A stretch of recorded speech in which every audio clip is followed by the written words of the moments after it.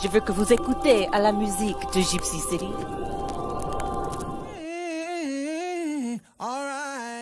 It all started in El Paso. I mean, that's where I'm from. Although I was born in Los Angeles, El Paso is where I spent my life. From kindergarten to the start of high school. My mother relocated me and my brother so that we wouldn't be caught up in the gang life that was becoming the way of life in LA. Chuco Town. That's where I fell in love with God and hip hop. I'm MC Nice.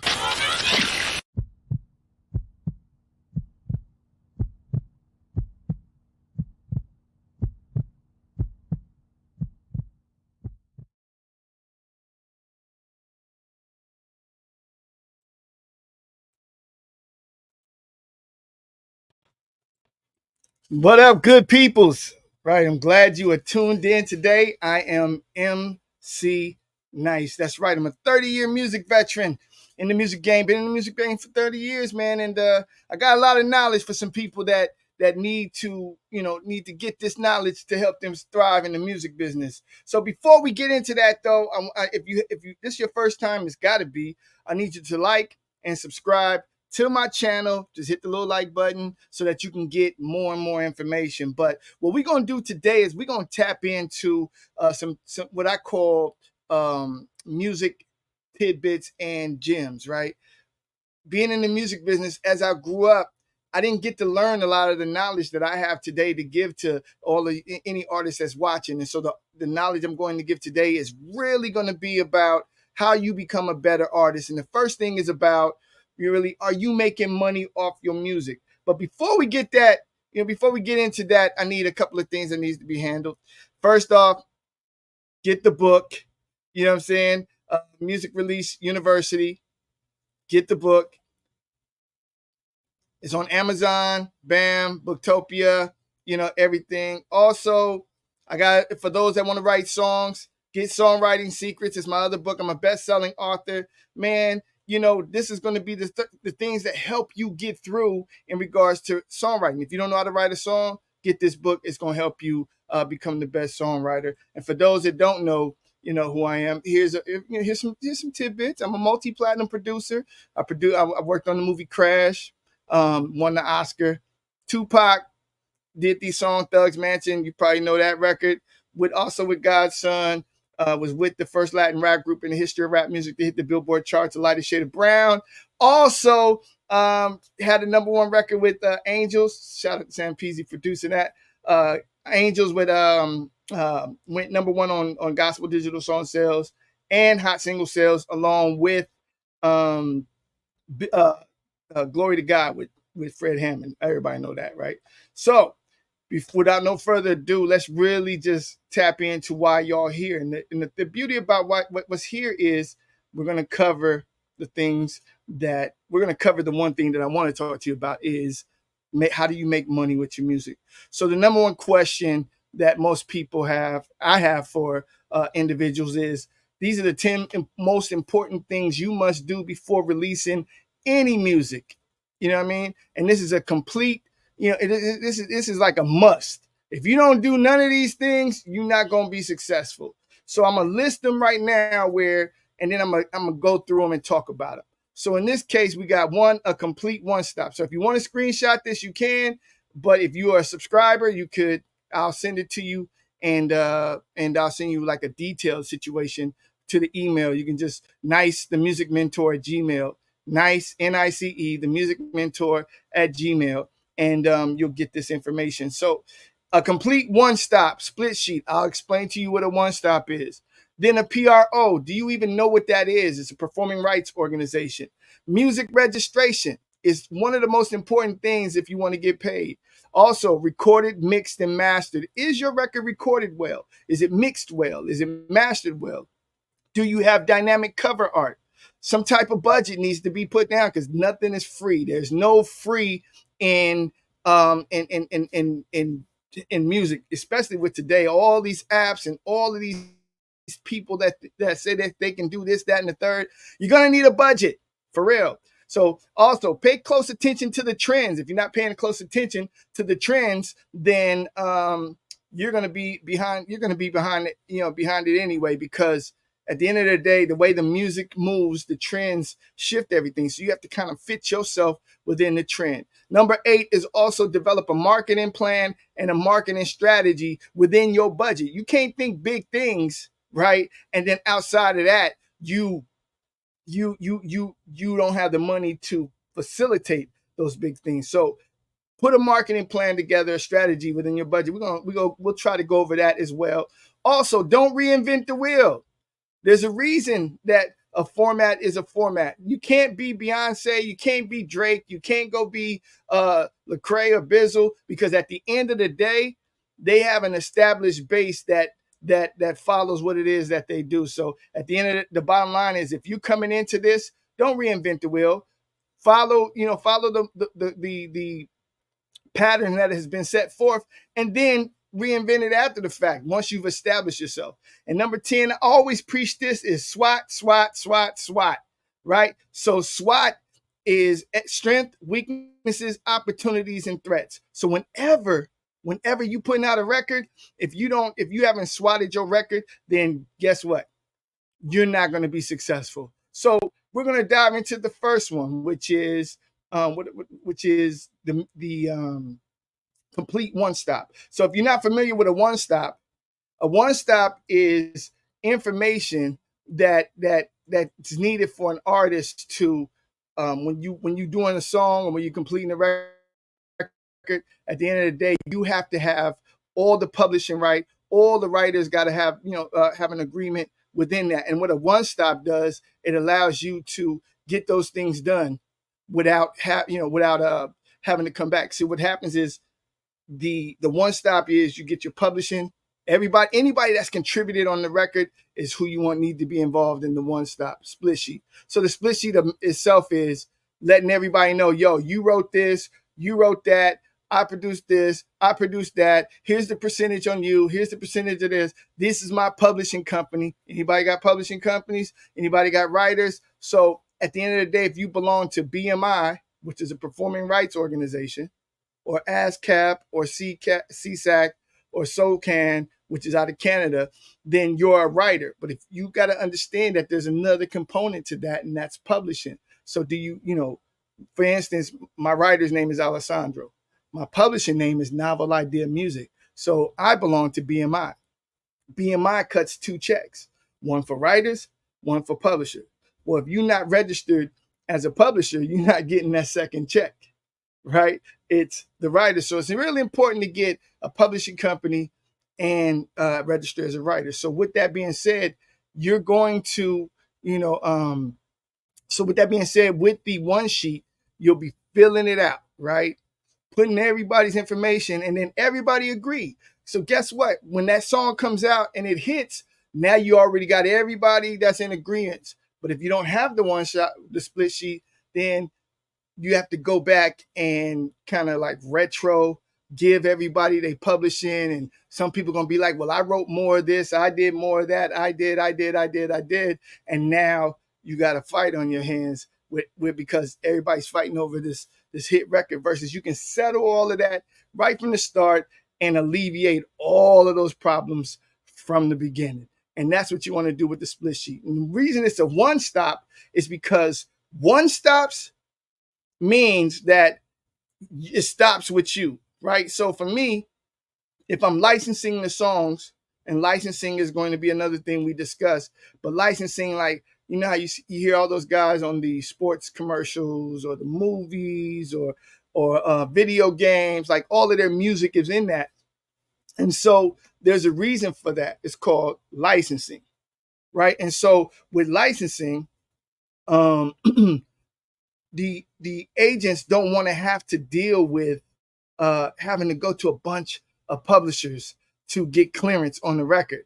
A one-stop meaning that you can actually approve the clearance, and then you're responsible for making sure everybody get their fees. So for me, it's a matter of at the end of the day, just making sure everything is right. So bottom line with that is one-stop split sheets allows you to go and do the licensing. It gives you the right to do the licensing, so that way you ain't got to depend on others. And who knows, somebody may get outside themselves and be like, well, I want more money. Well, I want this, that, and the third. And so if they got to negotiate with everybody, you're going to miss out on that licensing. So it's important to get a one-stop split sheet. So it normally covers your full legal name, your alias, what I'm saying? Normally it's your social security or tax ID. Make sure you have that. And if you subscribe, and you send us an email, I'll send you a complimentary split sheet. Just so that you one-stop split sheet, just so that you can be ahead of the game when it comes to doing that. So one-stop split sheets is a must. And that's the first thing. Second thing, PRO, Performance Rights Organization. So performance rights organizations it's an organization that helps songwriters and composers and music publishers manage and collect royalties when their music is publicly performed, or that includes performances on radio, TV, live venues, online streaming, and platforms. And the key function of a PRO is one, licensing. So the bottom line is PROs issues licenses to businesses, broadcasters, streaming services, venues that use music. Period. If you at a stadium, they use music. That has to be licensed. Who's responsible for collecting money on your behalf for that license? Your PRO. Your PRO is who? BMI, ASCAP, CSAC, whomever, right? So they go and collect, and from the distribution side, after they collect the royalties, they then go to these, to the information that you put into the system, and they send the checks out to everybody that's involved in the song, which is why it's important to have a split sheet, right? That's why it's important to also have a PRO. If you don't have a PRO, you might as well stop, because you're not going to get paid for nothing. So examples of PROs I said is ASCAP, which is the American Society of Composers, Authors, and Publishers, right? BMI, which is Broadcast Music Inc. CSAC, which is the Society of European Stage Authors and Composers. And there's another one, Global Music Rights, I believe. And so registering with a PRO is essential to really thriving in the music business. So you have to ask yourself, why do you need one? Well, at the end of the day, if you're serious about your music career, right? If you're serious about your music career and you want to ensure that you're compensated and the use of your music is compensated, these are the people that go and collect. We're not talking about Sound Exchange or any other organization, because there's a difference between performing, PROs, which is performing rights, and Sound Exchange, which is digital rights. And we'll get into Sound Exchange a little later, right? So the whole point is royalty collection for public performances and global reach. And it also provides legal protection for licensing. So, at the end of the day, the PROs handle the licensings on your music, ensuring that the business and platforms that use your work are doing it legally to protect you. You know what I'm saying? So what they do is they protect you from that. Networking, you also get administration, but some people will go and get third-party administrative deals for a percentage. I've never been a proponent for that, but because I like to be hands-on. But if you don't want to be hands-on, there are entities that will do it, like TuneCore is doing it, DistroKid is doing it, where they go and they administrating your publishing, and you pay them a fee for that. And you gotta hope that what they're doing is to your best benefit. So PROs, Public Performing Rights Organization, and the beauty about that is you got to get one. You don't get one, you know what I'm saying, then you're not going to make no money off of your music, period. No money off your music. So Performing Rights Organization. Let's tap into number 3, right? So I don't want to keep y'all, but yeah, let's tap into number 3. One sec. Number 3 is music registration. What happened?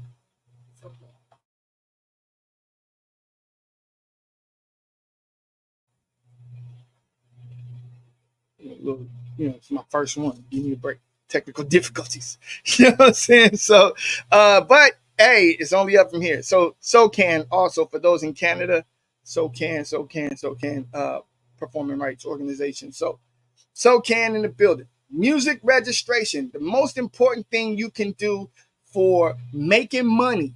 This is making money for your music is music registration. Are you know what I'm saying? Not just with the PROs. We talked about sound exchange. Do you do when you release your record, do you go upload your do you go upload your music to sound exchange? No? Well, you have to. Do you go upload your music to media base? No? Well, you have to, because these are some things like, yeah, you might depend on the on the DSPs to do it. And the DSPs, just so you know, are digital service providers, right? So here, let me just see you a list of digital service providers.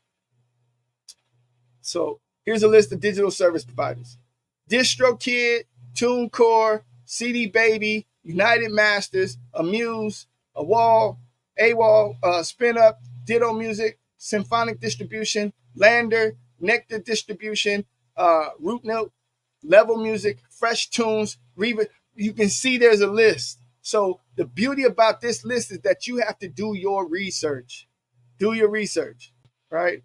When you do your research, you'll find out what's the best fit for you. I chose TuneCore, not be just because before it was Distro, where Distro had the splits on them, but now TuneCore stepped in. It's a one price situation. They got the splits, there. But the beauty about what TuneCore does is they also offer classes. So you want to learn about these certain things, you want to learn about mastering. Boom, they offer that, but they also offer mastering.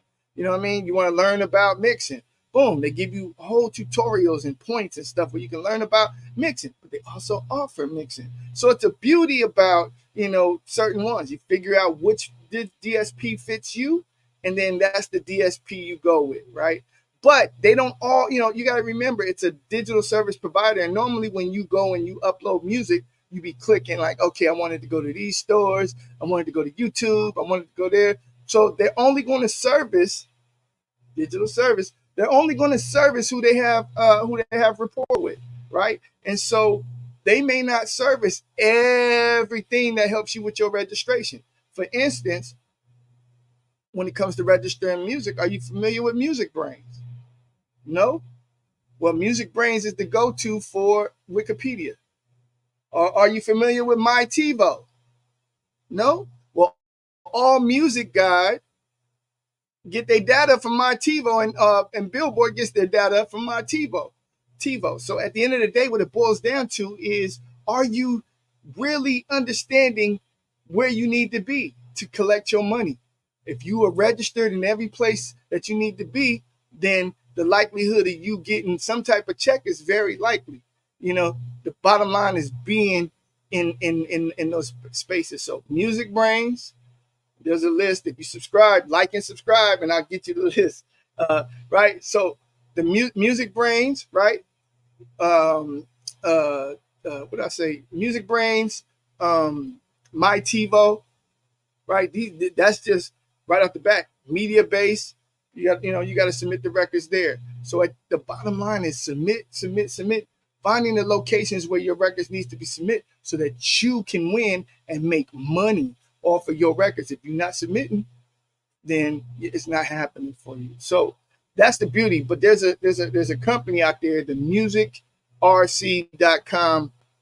They register records, but what I'm hearing is that they're getting ready to offer a deal where they're going to give you all the information for a nominal fee, and you'll be able to register your records wherever, anywhere. It's a one-time fee, whatever that is, and you'll be able to register your records. They'll give you all the locations, so that way you don't have to depend on your DSPs to have you covered, right? You don't have to depend on Distro or CD Baby or TuneCore or United Masters. You'll be able to go and ensure that your records are in the position to where you can win. So that's the music registration side of it. So, if you have any questions in regards to that, and you've liked and you've subscribed, I'll be happy to answer some questions, in regards to that. So, like I said, first one, a complete one-stop split sheet.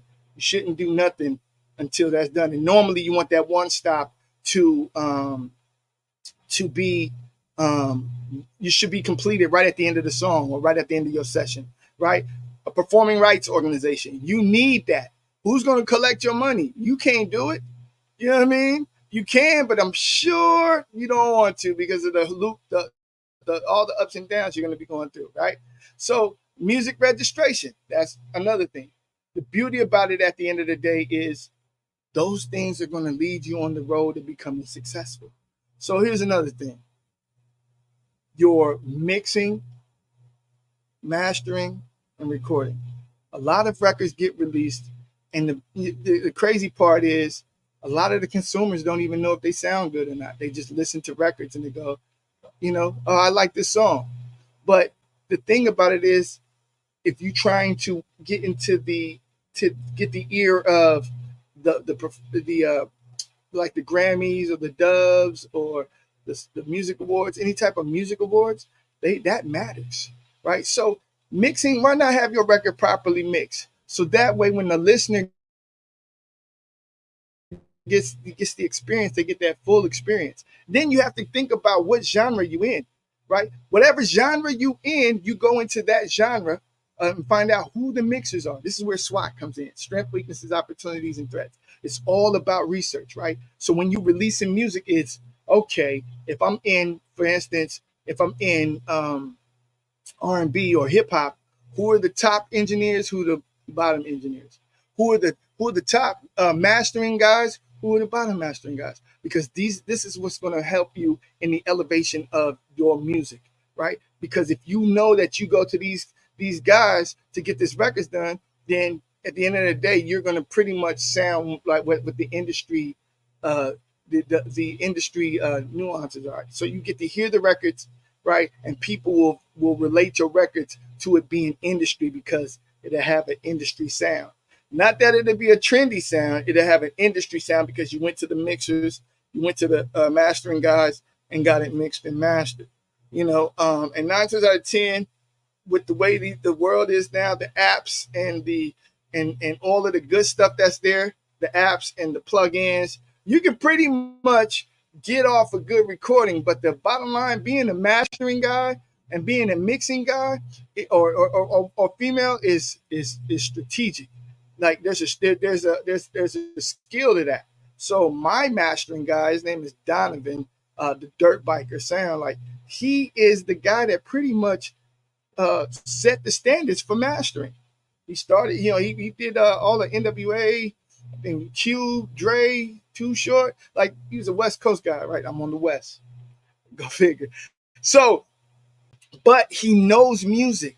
He knows frequencies. He knows these things to make your records sound really, really, really, really polished. Is the word I was looking for.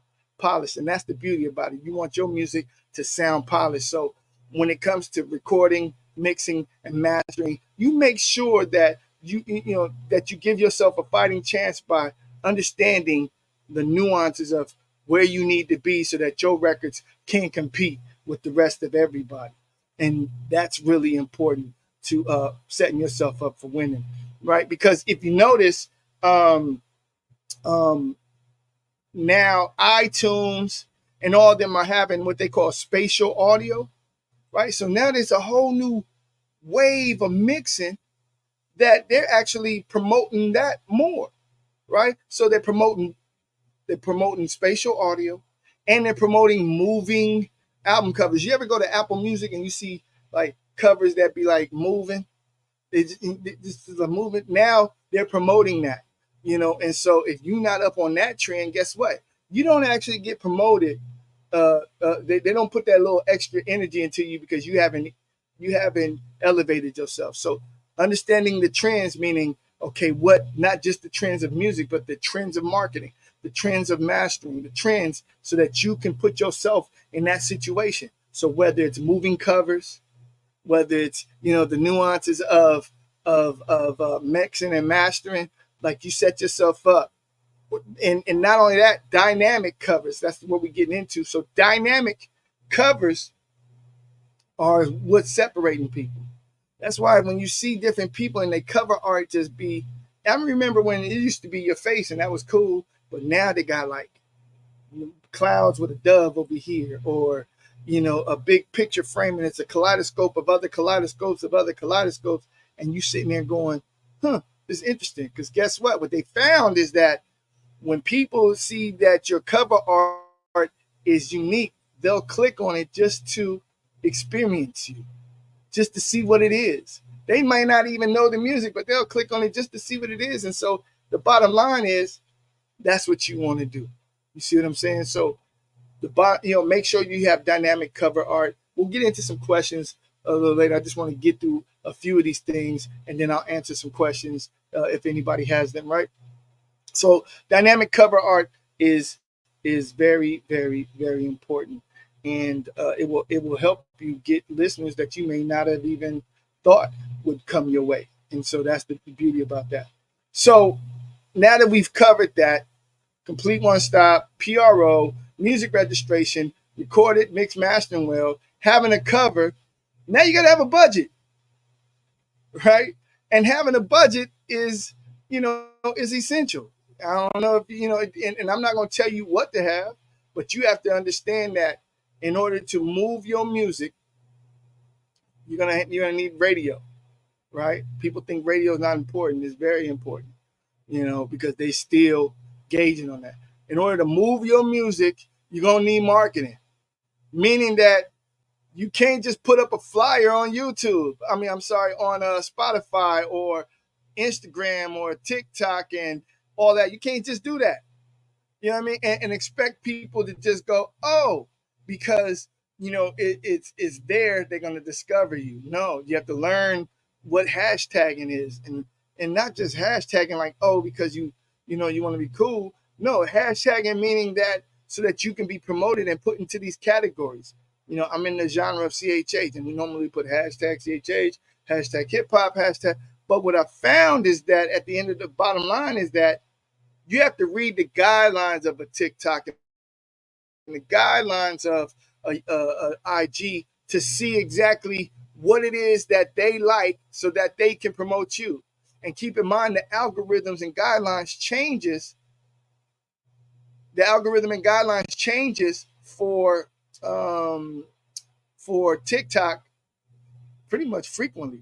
So you got to kind of like modify your thing. Modify. Now, before it used to be short clips. Now they want 60 seconds or more. Now they want like all of these different things. So at the bottom line is paying attention to the things that work. So you can, if you have a small budget, you can put a small budget in TikTok, small budget in Facebook, small budget in YouTube, because you can run commercials in YouTube with your money, with your song, right? 60 seconds, and and finesse the system a little bit. That'll get you streams, but at the same time, it'll get you awareness. If you're doing TikTok, IG, whatever format that you thriving on, use that first. So if you're not on TikTok, don't go to TikTok and just all of a sudden I'm gonna just blow it up and blow it out, because you got to learn how they maneuver over there. If IG is your thing and you got a strong thing, then put some money in the IG. If Facebook is your thing, put some money into Facebook. If you're on YouTube enough, put some money into YouTube. I guarantee you that at the end of the day, if you put in these little nuggets, all of a sudden you'll start seeing big trickles. And that's what you want in this game, because the music business is a long game. It's not a short game. You're not going to make money real quick. You're going to set yourself up to make money, forever, which is why, if you think about, if you think about the Beatles catalog, you know what I mean? The Beatles, all these people selling their publishing, is because now they're getting, that publishing is worth money. Remember when Michael Jackson bought the Beatles catalog? Paul McCartney was upset. Why? Because Mike now got all that money from the Beatles. anytime the record was played, wherever any stadium is played in. So the bottom line is making sure that you set yourself up to win long term. And that's having some type of budget. And I already said pay close attention to the trends so that you could win. Pay close attention to the trends so that you can win. Also, a marketing plan and strategy within your budget. So if you coming up with $1 million marketing plan and you only got a $5 budget, it's not gonna work for you. It's not. Everything is you're gonna be complaining about everything. So the beauty about it is you understand what you want to spend, but then get a gauge of what you need to spend. You know what you want to spend, but understand what you need to spend so that way you can give yourself a fighting chance. You can't chase. You know what I'm saying? If you're chasing, you're not going to win.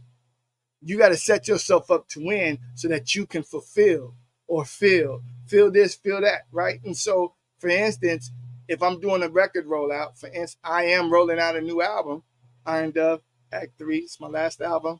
Be sure to check out for the pre-sales, right? So if you're rolling out an album, I'm giving myself a 4 to 6 weeks setup for the record so that I can put out the pre-sales. So I can then build awareness through the pre-sales and not be forced to go, oh, I got to try to get 1 million. I got to try to get 300 units sold on week 1 or 3-1. You can get those units sold prior to that release and then give yourself a fighting chance, after the fact. So, but the strategy in that is, okay, do you know the color schemes, right? Here's one of the things I always tap into is the color schemes for the Pantones for this season. So the Pantones for the season is this. What is the summer Pantones? If I'm dropping a record in the summer, what are the colors? Because all the advertisers are promoting those colors. What is the fabric or what is the pattern? Because all the award shows are promoting that. So you might look at an award show and be like, man, everybody wearing velvet. What's this? Is it a velvet thing? You know what I mean? Or everybody is rocking, suede, or what is it, a suede thing? Or everybody's in royal blue and denim. You know what I mean? So at the end of the day, you got to pay attention to that because when the advertisers are swaying and you're in a part of that, they may pull you in and be like, okay, you're trending because you're trendy. And not trendy as regards to having corny, but you understand that there's a color scheme involved, and that's what the pattern is. That's weird, but that's for unfortunately how it goes. So, spring Pantones, winter Pantones, fall Pantones, summer Pantones. Each season has a color scheme, and then you got to try yourself to remember that. If you look, I'm in that mauve and peach and that plum color because that's the season right now. My record is coming out in that, which is why you see my album cover is plum with the purples and the royal. It's not just because I want to be creative. It's I want to be, that subliminal attraction, and that's what's going to catch the attention. So really pay attention to your cover art and really pay attention to the trends that are happening outside of your genre, not just in music, but in life itself, because those things are dictating what happens in the genre. You really, really, really want to do that. Pay attention to that. So outside of that, also, number 9 is don't reinvent the wheel. I notice a lot of people when you see a Drake or you see a Kendrick and you see them put out these records and you're going, oh, I can do those records. And Drake might drop a verse that's 27 bars with no hook, and you think that you can just drop a record with 27 bars and no hook and somebody's going to pay attention.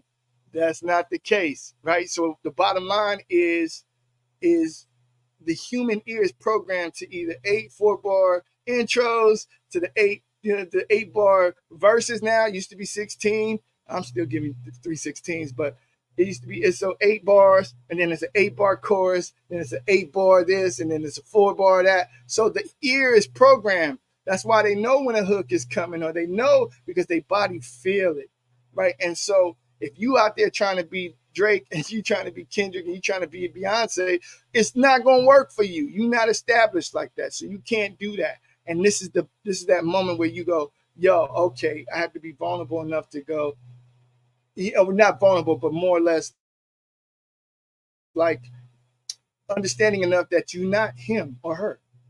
You know what I'm saying? Or they, or them. You're nothing, right? And so you have to kind of like go with the wheel until you can create your own situation. I always say don't reinvent the wheel. You can put new tires on it, right? You can put new rims on it. It's still gonna do this. So you have to decide how you want to roll. Do you want to roll bumpy, right? Or do you want to roll smooth? And that's just a matter of how you take this uh, perception and run with it. So don't reinvent the wheel, you know. And so and so and so that's that. Now also, so the end number 10 is SWOT, SWOT, SWOT. I already told you SWOT was strength, weaknesses, opportunities, and threats. And that's what it's really: strengths, weaknesses, opportunities, and threats. In business, when somebody wants to invest in your business, they want to know, do you understand the strengths of your company, the weaknesses of your company, the opportunities you could take advantage of or you may have missed, or the threats you pose or pose against you. They want to know that, right? And so for me, it's like, okay, if that's applicable to business, why isn't it applicable to me as a person? What are my strengths? SWOT yourself. What are your strengths? What are your weaknesses? What are your opportunities that you could take advantage of or may have missed? What are the threats you pose or pose against you? Right? Then you have to take that and put it on your music. What are the strengths of my beat? What are the weaknesses? My lyrics. What are the strengths of my lyrics? What are the weaknesses? Right? If you do that on every sense, when you go through the SWOT, that means you're researching, right? That means you're getting all of the stuff necessary. And what I can do, if you want, like I said, go get the book, Music Release University. I explained it in good detail there. And yeah, that's pretty much just the part one of what's going down. So if anybody got questions, let's see. So if anybody got questions, go ahead and feel free to ask. And I'll see if I can get to them.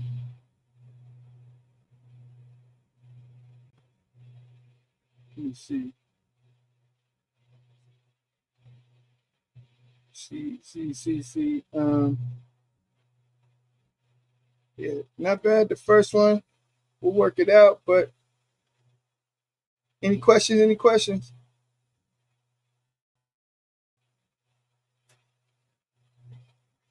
One sec. So, love using sound credit. Storing my metadata there. Oh, that's good. Yeah, storing your metadata there is awesome. Well, how you doing, Miss Tiff? I see you, Emily. I see you. So, yeah, I'm just acknowledging some people here real quick.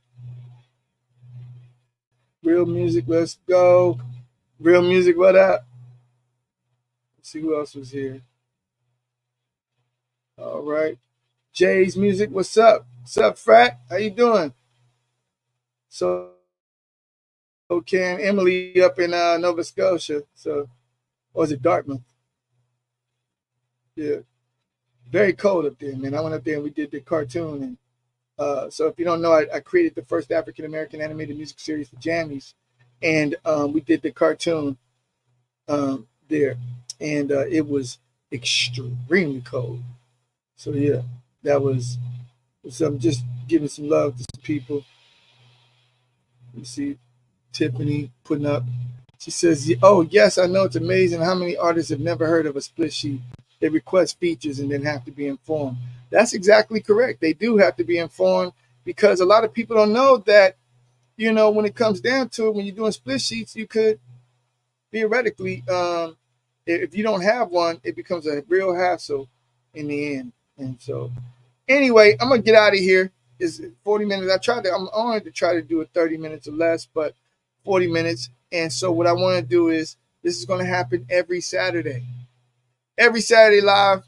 It'll get better. It'll get better. It'll get better. It'll get better. You know, I'm learning the nuances of how this works, transitioning into being the music mentor versus a recording artist. And I like helping people win, and I want to see you win. So at the end, the bottom line is, be sure to share this with your friends, or share this with people that is in the music business that need some energy, that need this type of energy, and let's do it. So be sure to like, subscribe, you know, and share, like, subscribe, and share. And if you like some of the nuggets that I've given you, hit my Cash App. You see it at the top, $ MC Nice. I don't get paid for this, but I am sharing you information that will help you win. I'm a 30-year music veteran. I'm still in the music business and still winning, even though I'm putting out my last album. Now I'm giving all the information on how you can win too. And if you like and subscribe and hit the notification, then you'll get that information. And if you like what I'm giving you, hit that Cash App, $ NC Nice. I'm not telling you what to give, but you know what that information is worth to you, what that value is worth to you. So it'd be awesome, you know, for that. So other than that, y'all have a good one. It's my birthday today. It is my birthday. So if you follow me on Instagram, if you follow me there. Matter of fact, you see it there, MC Nice LA. So on Twitter and Instagram, MC Nice LA. On TikTok is MC Nice. On Facebook is MC Nice Music. Yo, it's my birthday. I like green tea lattes.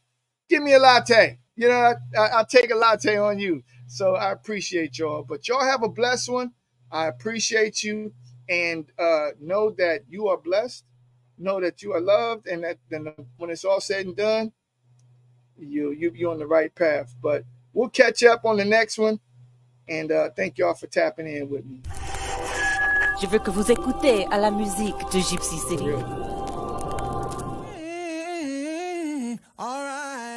It all started in El Paso.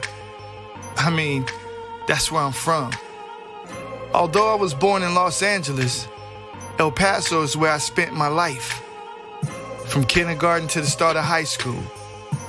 My mother relocated me and my brother so that we wouldn't be caught up in the gang life that was becoming the way of life in LA. Chuco Town. That's where I fell in love with God and hip hop.